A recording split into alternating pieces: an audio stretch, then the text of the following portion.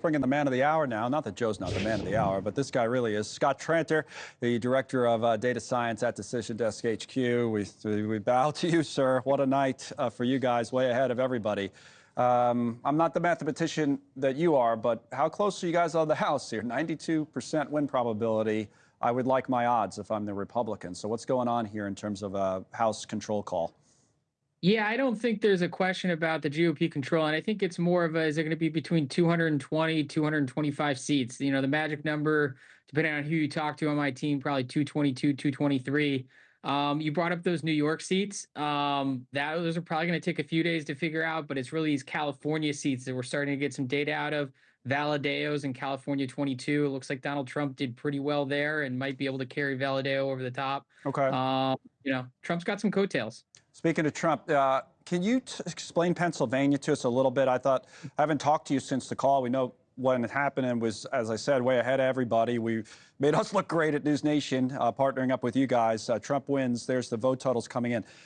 We talked before, all of us. We had a call before the coverage last night, and this is maybe in the weeds, too nerdy for people, but I don't care. I still think it's important. You were saying that the laws had changed in Pennsylvania, right? So at 1 o'clock in the morning, they were supposed to go to the counties and tell us where all the votes were out. Like we have a tab here. There's not many now, but the votes remaining, and it lists by county. Did they do that? Is that why? Did that have anything to do with why we were, or you were able to make that call well before everyone? It was just after 1, right? That was exactly why they had these 1201 reports, because all we need to do is, if we have a candidate ahead of the other, we need to go and figure out how many votes are left. And the new law put in place allowed that transparency. Counties complied. They put out good data, and we were able to use that data to figure out that there wasn't enough votes left for Harris to overtake Donald Trump.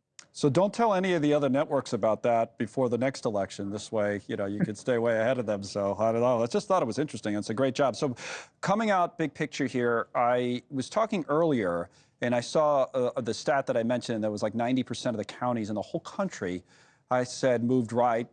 Governor Sununu arguing the people, the Democratic Party moved left, whatever. But the point is the same, right? Is that there was this, it wasn't just the swing states. What did you make of some of those margins all over the country? Did that surprise even you as you looked at them come in?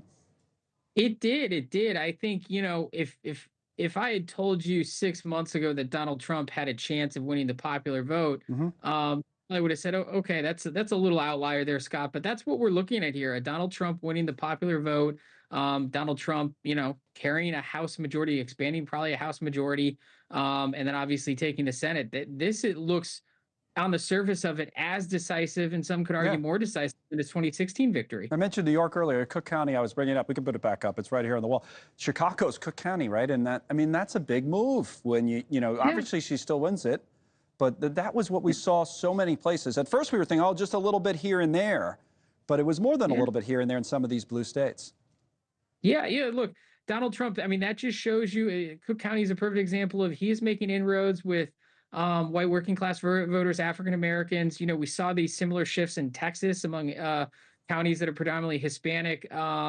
Look, all the things that we were talking about over the last year about Donald Trump changing the coalition of the Republican Party, we saw that come out in the votes last night, and it's certainly changing the face of elections going forward. I would say get some sleep, but I hate when people say that. It's like we're not digging ditches, and people have real jobs, so we can do this once every few years. But you did a great job last night. You and your whole team. Congrats to everybody. Thanks for coming on.